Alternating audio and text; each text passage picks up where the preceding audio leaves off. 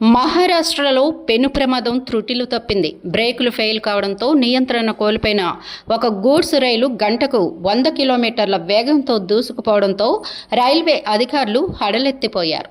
చాకచక్యంగా వ్యవహరించిన అధికారులు ముంబై శివార్లో ఆ రైలును ఆపి పెద్ద ముప్పును తప్పించారు. పూర్తి లోడ్తో ఉన్న ఒక గూడ్స్ రైలు ప్రయాణిస్తున్న సమయంలో అకస్మాత్తుగా బ్రేకులు పనిచేయడం మానేశాయి. లోయలు, మలుపులు ఉన్న ప్రాంతం కావడంతో గురుత్వాకర్షణ శక్తి వల్ల రైలు వేగం అనూహ్యంగా పెరిగిపోయింది.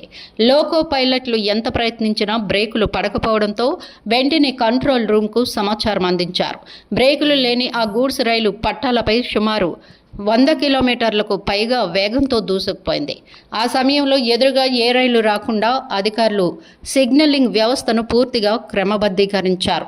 ఒక చిన్న తప్పు జరిగిన భారీ ప్రాణ, ఆస్తి నష్టం జరిగే ప్రమాదం ఉండడంతో రైల్వే శాఖ అత్యవసర పరిస్థితిని ప్రకటించింది. రైలు వేగాన్ని తగ్గించేందుకు రైల్వే ఇంజనీర్లు, అధికారులు రకరకాల పద్ధతులను పాటించారు. గ్రాడ్యుయల్ బ్రేకింగ్ అడ్డంకులు, పట్టాలపై కొన్ని చోట్ల వేగాన్ని నిరోధించే సాంకేతిక అడ్డంకులను సృష్టించారు. రైలును ఎగుడు దిగుడుగా ఉన్న ట్రాకుల వైపు మళ్లించడం ద్వారా సహజంగానే వేగం తగ్గేలా ప్లాన్ చేశారు. ఈ ప్రయత్నాల వల్ల రైలు వేగం 100 కిలోమీటర్ల నుండి క్రమంగా 30 కిలోమీటర్లకు పడిపోయింది. చివరికి అధికారులు తమ మేధస్సుతో రైలు వేగాన్ని దాదాపు శూన్యానికి తీసుకువచ్చారు. ముంబై శివారు ప్రాంతంలో రైలు పూర్తిగా ఆగడంతో అధికారులు, ప్రజలు ఊపిరి పీల్చుకున్నారు. ఈ ఘటనలో ఎవరికీ ఎటువంటి గాయాలు కాకపోవడం, ఆస్తి నష్టం జరగకపోవడం గమనార్హం.